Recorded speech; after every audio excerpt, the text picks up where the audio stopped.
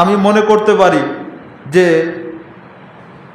যারা অতিরিক্ত বাড়াবাড়ি করছে তারা তো ভুল কাজ করছে, আর যারা সঠিক করার চেষ্টা করছে তারাও নির্যাতনের মুখে আছে। তাহলে যারা একেবারেই আল্লাহকে ডাকে না তারাই ভালো আছে, এটা আপনার মূর্খতার পরিচয়। এটা আপনি দুনিয়াবি দিক দিয়ে বলেছেন, কিন্তু এটা সঠিক নয়, এটা আপনার মূর্খতা।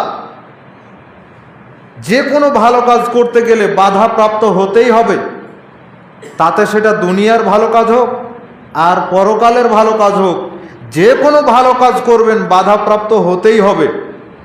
এই কথা বলো কেন? দুইজন দুই জায়গায় হোক, যাও। যে কোনো ব্যবসায় লেগে থাকেন, সৎভাবে থাকলে বাধাপ্রাপ্ত হতেই হবে। হালাল পন্থায় বেশি ইনকাম করছেন, এটা দেখে কেউ সহ্য করবে না, সবাই হিংসা করবে, বাধাপ্রাপ্ত হতেই হবে। তো কিছু মানুষ ভালো কাজ করছে, কিছু মানুষ খারাপ কাজ করছে। যারা ভালো কাজ করছে তারা খারাপ মানুষের কাছে, আর যারা খারাপ কাজ করছে তারা মানুষের উপর নির্যাতন করছে, তারাও এক ধরনের খারাপ মানুষ। আর যারা কিছুই করে না তারাই ভালো হয়ে গেল, এটা কোন ধরনের সেন্স? এটা কোন জ্ঞান থেকে নিলেন আপনি? এটা শয়তান আপনার উপরে ওহী করেছে।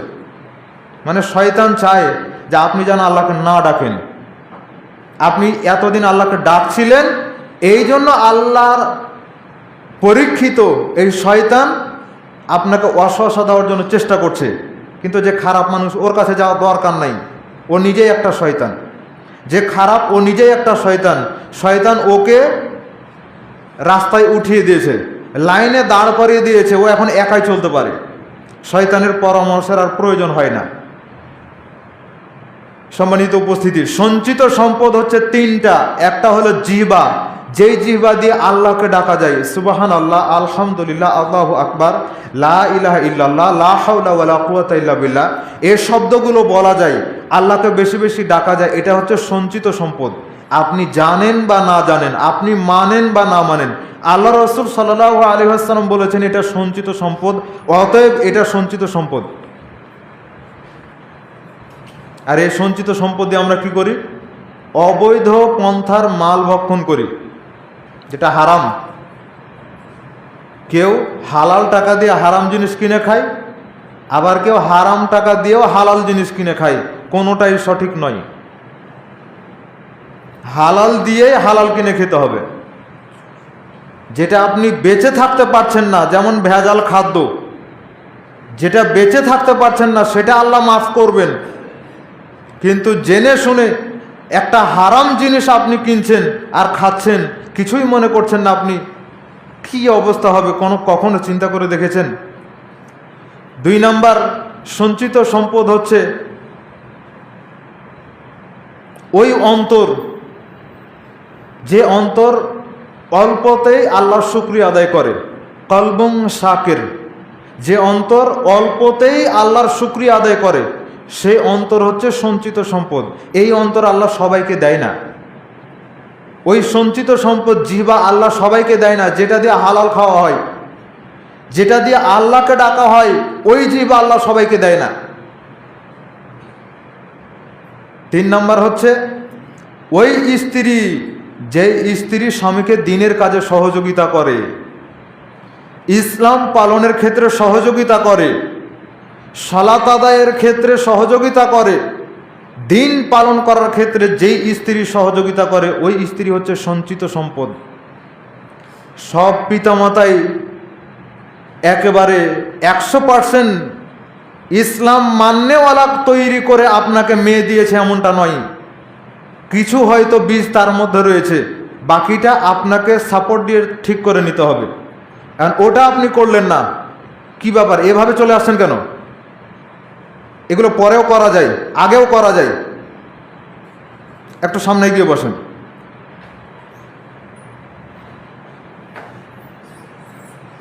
স্ত্রীদেরকে সঞ্চিত সম্পদ হতে হবে। আর এই সঞ্চিত সম্পদের দাম কত জানেন? আপনি মূল্যায়ন করতে জানেন না, কিন্তু আল্লাহ ঠিকই তাদের মূল্যায়ন করেছেন। রাসূল সাল্লাল্লাহু আলাইহি ওয়াসাল্লাম ঠিকই তাদেরকে মূল্যায়ন করেছেন। তিনি বলেছেন 3টা জিনিস হচ্ছে আমার কাছে প্রিয় জিনিস। একটা হচ্ছে সুগন্ধি, আতর সুগন্ধি। 2 নাম্বার হচ্ছে নারী। 3 নাম্বার হচ্ছে অজইলা কুররাতি আইনু ফিস সালাত, যেই সালাত অন্তরকে প্রশান্তি দেয়, এই সালাত। এই 3টা জিনিস হচ্ছে আল্লাহ রাসূলের সাল্লাল্লাহু আলাইহি ওয়াসাল্লামের কাছে প্রিয় জিনিস। এটা হচ্ছে 3838 নম্বর হাদিস, নাসাই। আর রাসূল সাল্লাল্লাহু আলাইহি ওয়াসাল্লাম বললেন, নারী হচ্ছে সঞ্চিত সম্পদ, যে নারী তার স্বামীকে দিন পালনে সহযোগিতা করে। নারী যদি আপনাকে দিন পালনে সহযোগিতা না করে, তাহলে কত জায়গাতে আপনি বাধা প্রাপ্ত হবেন তার কোনো ঠিক থাকবে না। হয় আপনার স্ত্রীর পক্ষ থেকে দিন পালনের সহযোগিতা পাবেন, মায়ের পক্ষ থেকে দিন পালনের সহযোগিতা পেতে হবে, মেয়ের পক্ষ থেকে দিন পালনের সহযোগিতা পেতে হবে, বোনের পক্ষ থেকে দিন পালনের সহযোগিতা পেতে হবে, নিজ পরিবারের পক্ষ থেকে দিন পালনের সহযোগিতা পেতে হবে, শ্বশুর শাশুড়ির পরিবার থেকে দিন পালনের সহযোগিতা পেতে হবে।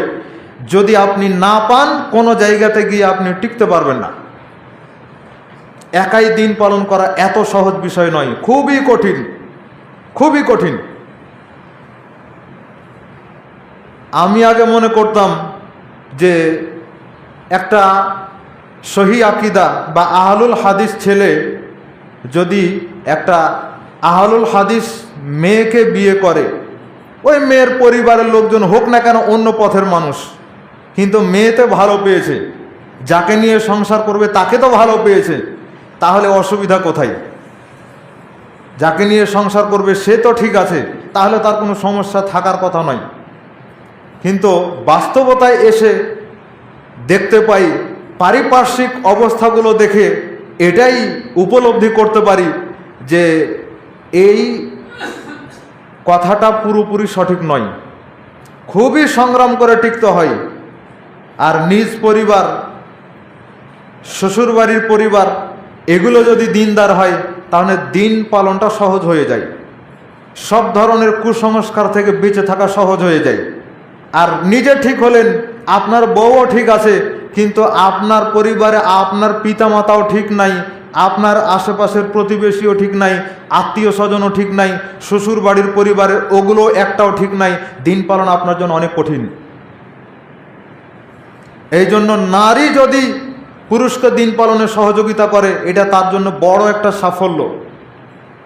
এই জন্য রাসূল সাল্লাল্লাহু আলাইহি ওয়াসাল্লাম নারীদের বিষয় উল্লেখ করে বলছেন যে আদ-দুনিয়া কুল্লুহা মাতা ওয়া খায়রুল মাতা'id দুনিয়া আল মারআতু সালিহা।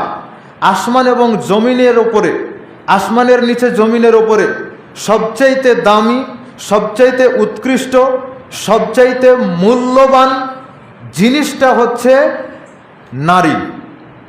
দুনিয়াতে সব কিছুই হচ্ছে ভোগ্য বস্তু, কিনে সেটা নেওয়া হয় অথবা বিক্রি করা হয়, সব কিছুই হচ্ছে কেনা বেচার জিনিস, ভোগের জিনিস।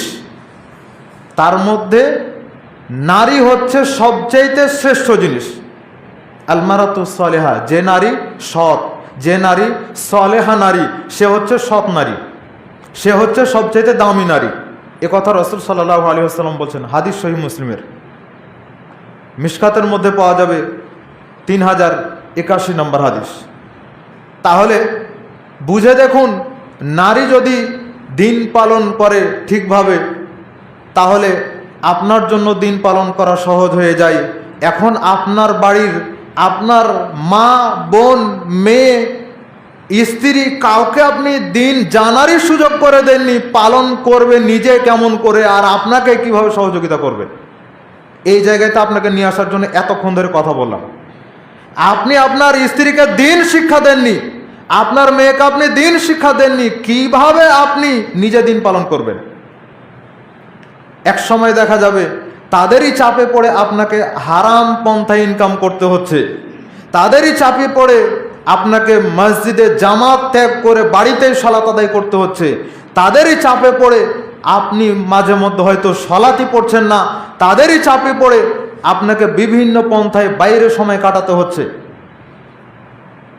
কখনো খেয়াল করে দেখেছেন, প্রবাসী যারা আসে ছুটিতে, স্ত্রী চায় যেন 2 মাস থেকে যেন চলে যায়, 1 মাস থেকে যেন চলে যায়, আর স্বামী চাচ্ছে যে না 3 মাসের যে ছুটি কোম্পানি দিয়েছে তো এসে থাকি, আর স্ত্রী চায় না বেশি ইনকাম করতে হবে, টাকার প্রয়োজন রয়েছে, এজন্য বলছে না তুমি 1 মাস ছুটি কাটিয়ে চলে যাও।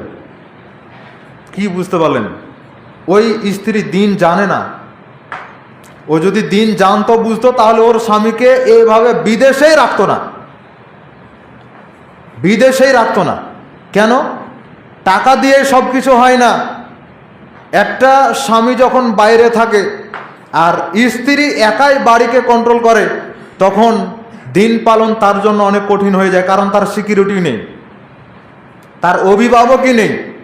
বাবা এসে কয়দিন দেখতে পারে, ভাই এসে কয়দিন দেখতে পারে, আর যেগুলো দেবর ভাসুর এগুলো তো হামওয়াল মাউত, কয়দিন আপনাকে সহযোগিতা করবে?